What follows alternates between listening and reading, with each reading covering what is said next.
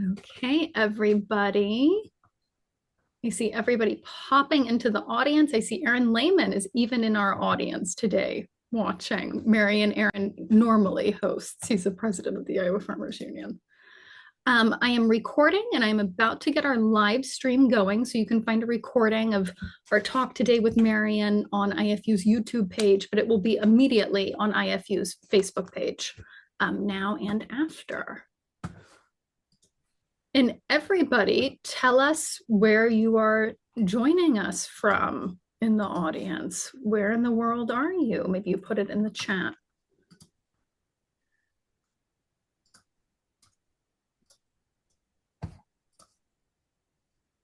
Okay, we have Deborah Bunka at the IFU office in Nevada. Julia McGuire is in Clive. Okay, Sarah in Cedar Falls. It's great to have everybody. I am all set with the recording and live stream. So Matt, go ahead and get us started. All right, thank you, Christina, and welcome everyone. Our trivia question today is what is the industry term for when a food producer or food company pays the grocery store to make sure that their product is in prime real estate, like at the end of the aisle or at the checkout counter? So there's kind of a technical term. So if you know what that is, pop it in the chat. And also a reminder, as we do the conversation, you can put questions in the Q&A. A lot of people put things in the chat, but it's the Q&A that I'll be following to get questions for our guests. Before I introduce Dr. Marion Nestle, I will just do a few updates and announcements. The first thing is we are in the middle of our end of year fundraising drive. This year's theme is Our Roots Run Deep. So we are doing that now until the end of December. So please participate. Think about all the things that Farmers Union is doing. If you're a member, all the things you're doing that we're doing with our membership. If you're not a member, you can still make a donation, but you can also become a member. So I think Christina's putting links in there. We welcome people to become members of Iowa Farmers Union as well as contribute to our end of year fundraising campaign. We just had our state convention last week, and it was pretty spectacular. We made a lot of news. We had a wonderful crowd, and thank you for everyone that came. And I'm just mentioning that a couple of people that were there, some great journalists. So Chris Clayton was there. He had a great piece about our keynote, Jonathan Kappas. So that's in the chat. Cami Coons, our award-winning journalist, our award Journalist of the Year award, she did an amazing coverage of our candidate forum on Friday. So that link is there. And then we had some great writers on Substack, both members and supporters. So Christina's putting that in there as well. So we had Susan Aram, a board member. We had Douglas Burns from Iowa Mercury, and then Robert Leonard with Deep Midwest Culture and Politics and Culture. So some great coverage. So if you weren't able to make it, you can see some great stuff there. If you were, it's a great way to remember all the great things that happened there. We also, the reason I'm doing this instead of our president, Aaron, is because Aaron was in Washington, D.C. yesterday. And he first did a press conference on the Affordable Care Act, which we have been advocating for, that we need these enhanced premium tax credits to continue. Huge impact for rural America and for farmers. So Aaron was with Senator Klobuchar from Minnesota and Minority Leader Senator Schumer for a press conference yesterday morning at the Capitol. And then in the afternoon, in the Senate National Security Committee, there was a subcommittee on investigations. And so Aaron was there testifying on what the Affordable Care Act means for rural Americans in general, and specifically farmers. So a lot going on, a lot going on. We are very engaged. We're in the middle of some real financial issues with tariffs and downturn in the farming economy and the rural economy, which means that we are seeing a lot of mental health challenges for our farmers and rural community members. We have a project that we're working with the University of Iowa and the Great Plains Center for Agricultural Health. If you're interested in getting some training on being a, a layperson resource for farmers and rural community members struggling with or meeting mental health challenges.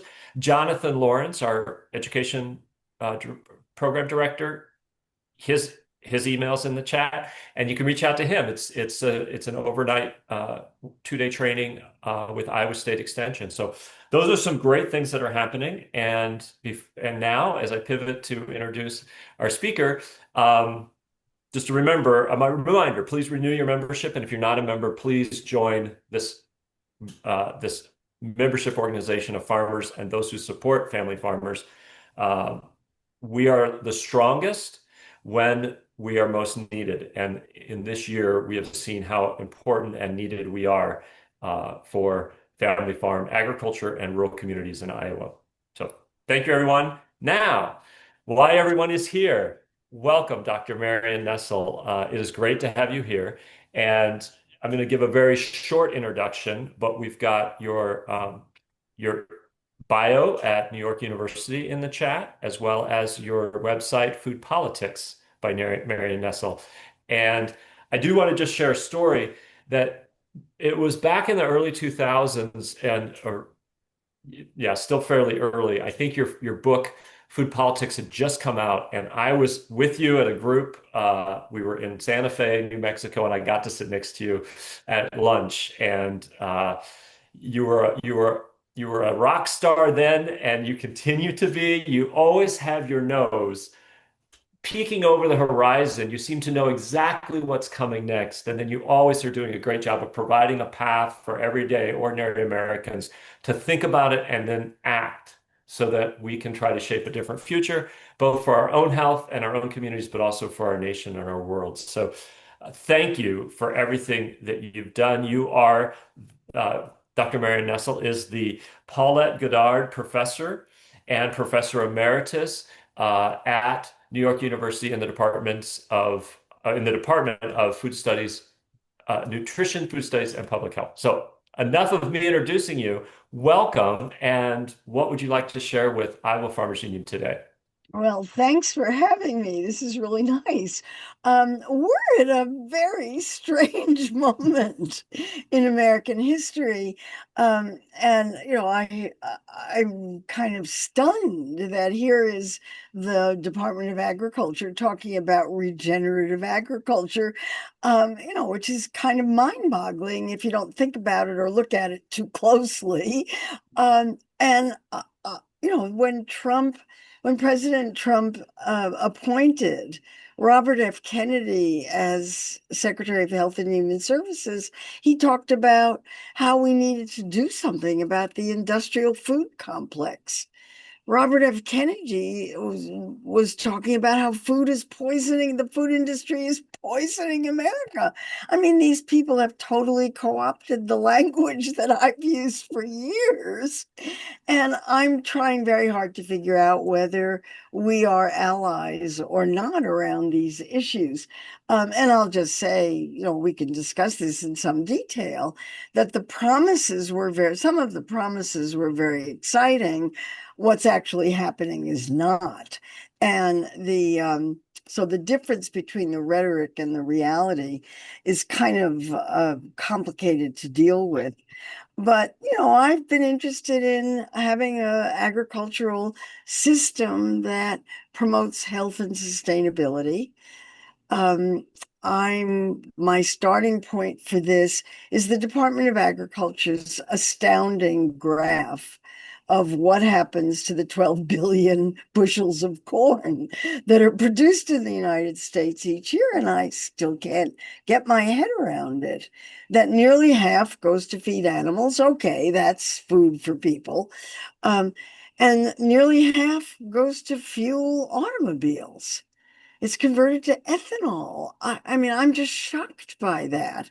A tiny fraction of the corn that's produced in the United States is used as food for people. I think we need an agricultural system focused on food for people.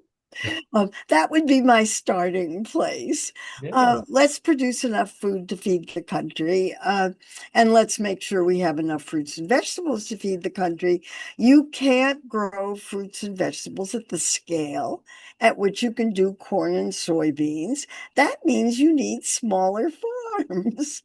And if you had smaller farms, you would repopulate rural America and bring those movie theaters and schools back. So that's kind of how I think about it. I guess it's kind of retrogressive, but boy, I think we need that. Yeah. Well, thank you. I forgot to give folks the trivia question answer. So Ah, I'm really fascinated by the food system in rural, which I want to follow up on in terms of what you're seeing with stores and it relates to this idea of how things get placed in supermarkets or Dollar Generals and grocery stores. But so I'll let you answer this question and maybe tell our folks a little bit about what is the term for when it's kind of pay to play and food companies pay the retailer for the real estate to showcase and help sell their items. What is that term and how is that affecting the choices we have in what we eat? well, they're called slotting fees, the term of art. And I mean, this is another thing I can't get my head around. Food companies pay grocery stores to place their products. Well, first of all, the basic rule of, well, let me back up even further. Grocery stores and food companies are not social service agencies and they're not public health agencies, they're businesses. Their job is to make money for stockholders as much as possible, as often as possible, and what the traffic will bear. And grocery stores get a lot of their funding from slotting fees, because the rule is that the more products you see, the more you will buy. That's why the milk is always at the far corner of pretty much every grocery store in America.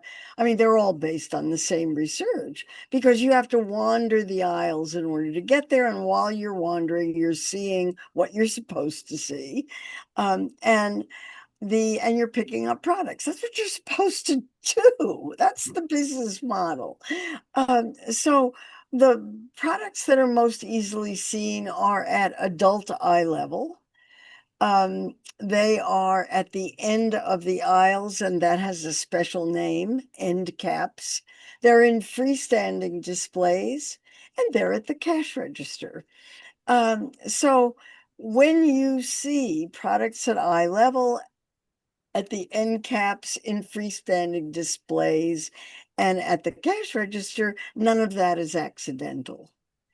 And companies have spent fortunes to get their products placed at those specific places.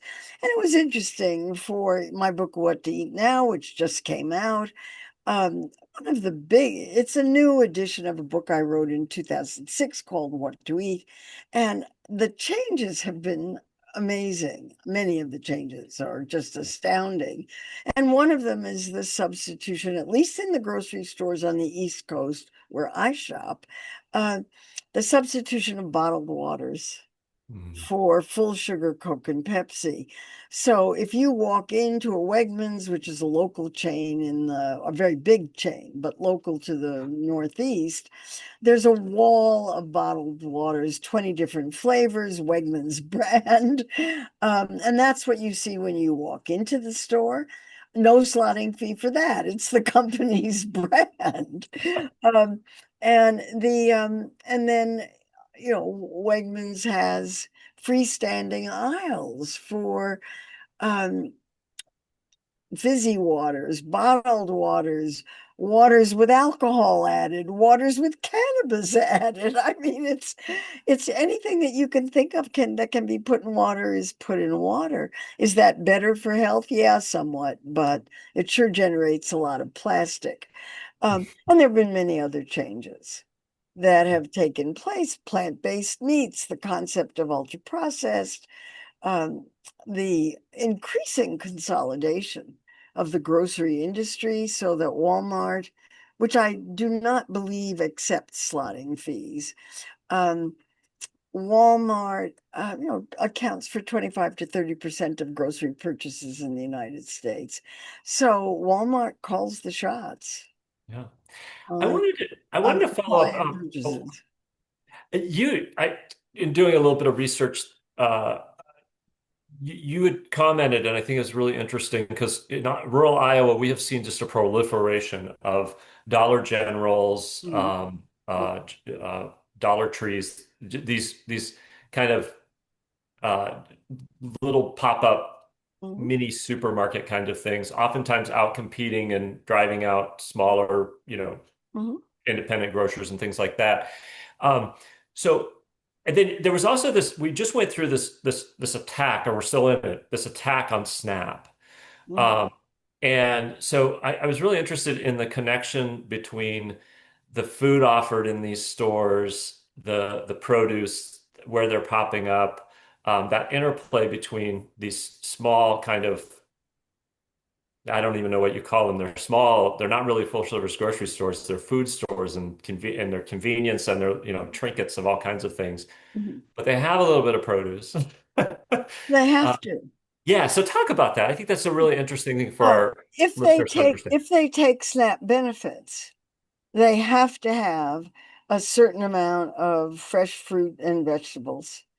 And there are rules about the kinds of products that they have to have. The Department of Agriculture has recently raised the number of fresh fruits and vegetables from 4 to 7. So they have to have those. How they display them, where they put them, and whether they push them or not is not part of the deal. They just have to have them. And I've gone to some of those stores. I mean, you can find an apple or an orange or a banana. Sometimes you can find broccoli or carrots if you're lucky. Um, but they're not very good quality, and they're not very cheap, and I mean, I don't know. The whole thing Yeah. is really awful. And the Dollar General movement has caused enough trouble so that there are communities that are banning them. Yeah. And Can, they just won't have them there because they undercut local stores that do a much better job. yeah, and can you talk a little bit more about that you said they've kind of got a problematic history or situation. Anything else you want to share with that deep insight, the Well, deep knowledge you the have into the quality system? of the food is pretty poor, and it's very cheap. I mean, or it's certainly cheaper than. Well, I live in New York City. That's not a good comparison. Um, but it's if you want to get cheap junk food, that's a good place to go get cheap junk food, or as we're calling it these days, ultra processed foods, which are foods that are industrially produced, highly packaged, highly processed, have a lot of additives, and there's snacks and sodas and things that you couldn't make in your home kitchen because you don't have the machinery or you don't have the additives. Um, and there's a lot of information now that relates diets high in ultra processed foods to poor health, Right. very poor health.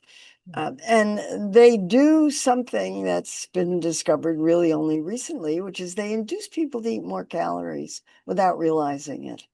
Yeah. So if you're worried about weight, you want to avoid these foods. They're pretty hard to stop eating. And they're designed that way.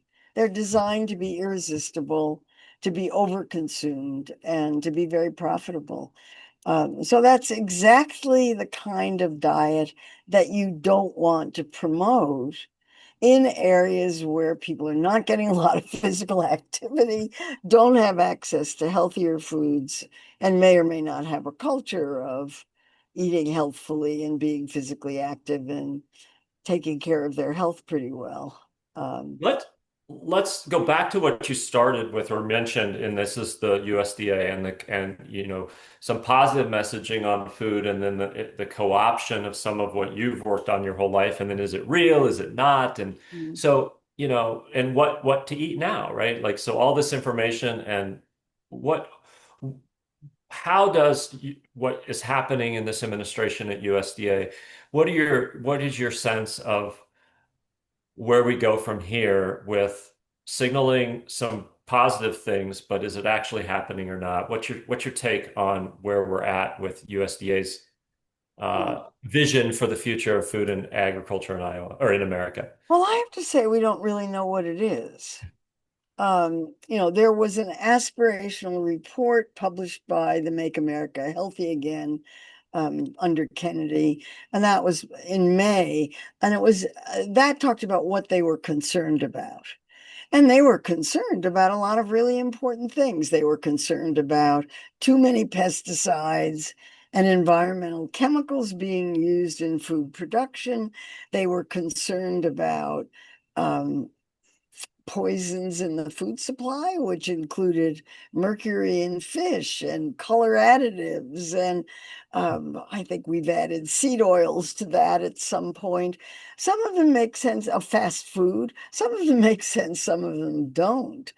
Um, but and then there was another report that came out in August, which was talked about what they were actually going to do. And the difference between those two reports is quite striking. For example, ultra-processed foods were mentioned 40 times in the first report, and they were mentioned precisely twice in the second report, and one of those was a reference. And the one mention was to define the term.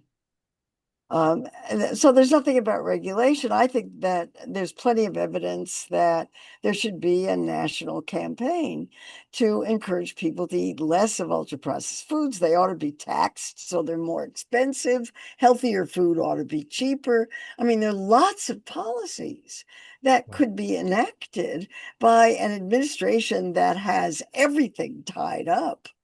Right? I mean, they have the House, the Senate, and the Supreme Court tied up. They could do anything they want at this point, and let them do what they started out saying they were going to do, but I'm not seeing that. Yeah. On the agricultural chemicals, it was pretty clear that the big agricultural lobbies had gotten to them in between the two reports because they had backed off on the chemicals or poison. And the new regenerative plan, which I have to say I haven't read carefully yet, but it looks to me exactly like the policies and the programs that were there before. They're just being given a different name, but they're basically the same policies. And they still allow agricultural chemicals in food production that they're calling regenerative.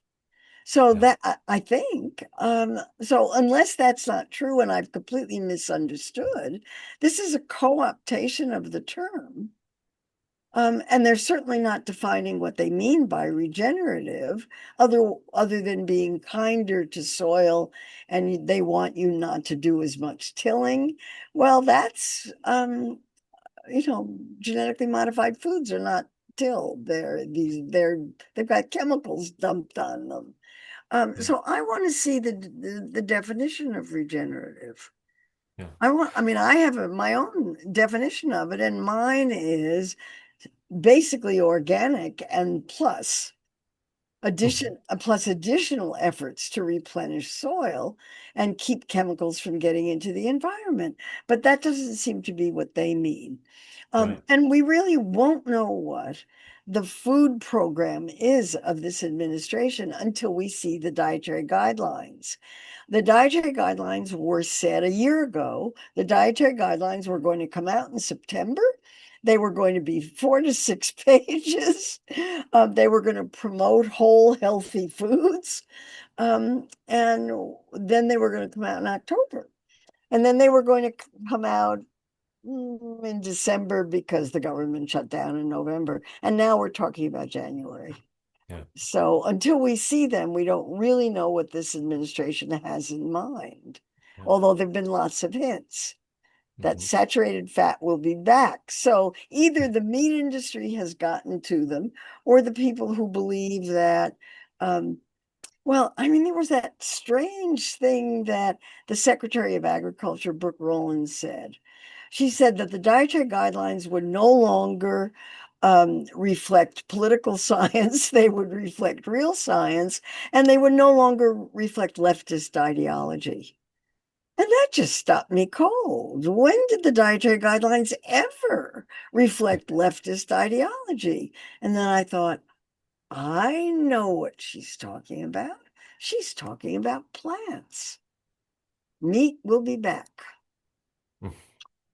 So that for meat producers, this is lovely. Saturated fat back. I don't know. It doesn't make any sense to me. The science hasn't changed. Hey, So I we don't. have a question. We have a question in the chat, and Cheryl Tivis is one of our members, but she's also an ag journalist, retired ag journalist, still writing. So I guess not retired. But she's asking that you've mentioned or thought about how farm subsidies contribute to food waste, Hmm. and she's asking, could you explain that? Talk about Sure. that connection. Yeah, my understanding about the effect of food subsidies, corn and soybean subsidies, is that they encourage farmers to grow as much food as possible on as much land as possible because they're always going to be paid for their products. And so what this has done is to induce corn to be grown in places where corn should never be grown because there's not enough water. Um, in order to collect the subsidies at the end. So what this has done it's promoted a greater production of food. And this has been going on for a long time. So between 1980 and 2000, the number of calories available per capita in the food supply increased by nearly 1,000 calories a day to 4,000 calories a day. So there's now 4,000 calories of food available for every man, woman, and little tiny baby in the country. This isn't what people are eating, and it's not necessarily it's what's produced in the United States plus imports, less exports. It's just what's available. It's not what people are necessarily eating. So people eat 2,000 to 2,500 calories a day. The rest of it's going to be wasted. Waste is built into the system. You can only get people to eat so much, even if they're overeating. There are limits to how much people can eat. And I think this has created a system in which the food industry, because it's a business, needs to sell food under circumstances where the food environment is enormously competitive because there's so much food around. If you're a food producer, you've got to compete with all those other calories. How are you going to do that? So you're going to do it either by price or by advertisement or by marketing, or you want people either to substitute your food for somebody else's or to eat more in general. And the pressure to eat more in general has been very successful. 75% of American adults are overweight or obese. That's normal now. Yeah.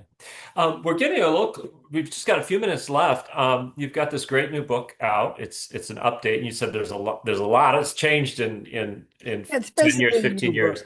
And So I should mention it's 700 pages. So embarrassed. Anyway, I'm yeah. told it reads well. Well, you certainly have a reputation for boiling down very complicated things in ways that every ordinary Americans can engage with, and then think about how the choices they're making. I guess I would think of you not only as being really important in the food movement, but one of those voices that really empowers people to act. So as we kind of get to the end here, what haven't we asked you about? What would you like to share with the Iowa Farmers Union members and those who are jumping in to watch? Clean up your water supply. So, I remember going to the Iowa State and Ames and being shown maps of Iowa farmland from 100 years ago and from now. And Iowa used to be the fruit and vegetable source of America. I mean, it's just astounding to think about that it's all corn and soybeans now. yeah. And, that requires advocacy, it requires coalition building, it requires all of the things that you're trying to do, which is one of the reasons why I was so pleased to be asked to speak to you. All right. Well, thank you. And I will just say that we are engaged. We are a farm organization that has not stepped back, but has stepped forward to talk about how farmers can help clean up our water, how, agriculture is playing a role in our problems with our water, and that water is causing some public health conditions like cancer, and farmers themselves. We're part of those who are experiencing those challenges. So thank you for ending on one of the things that we are absolutely have been involved with. We were the farm group that stood up and stopped what they called the Bayer pesticide bill, where Bayer and other chemical That's right. companies were asking for indemnification. We were one of the farm groups, maybe the only farm group that stood up, and farmers said, no, this is not in our interest. We still are going to need these tools, but taking away this tool of accountability is not in the interest of farmers. And we just continue to look at ways that we can keep being involved. So thank you for bringing that up. Last thing, anything else? If not, I'll say thank you and do a couple of. Organize, Say that again. organize. Organized, yes, yes, thank you. And we are a farmers union organization in the finest tradition of unions, right? Good. Of people coming together to advocate for a future that is best for all of us. Um, so I just want to make a couple of announcements. I'm wearing a hat. We've got lots of shirts and hats and things that you can reach out to Deborah at the office if you want to get some of this stuff. Reminder on membership and the fundraising. And there was something else that I think I didn't mention, but we'll worry about that in an email later or something. But as we get to the top of the hour here, Dr. Marion Nestle, you have been such a voice, hopeful, positive, passionate, and a voice that does not shrink from calling people to action. So I know that I am going to be thinking about what I need to eat now every time I'm in the grocery store. Mm. And that I'm building, as you mentioned, building those relationships with farmers who are actually growing the very things that are going to keep us healthy and provide that nutrition. So thank you very much. Thanks for having me. Thanks, everyone. Bye bye.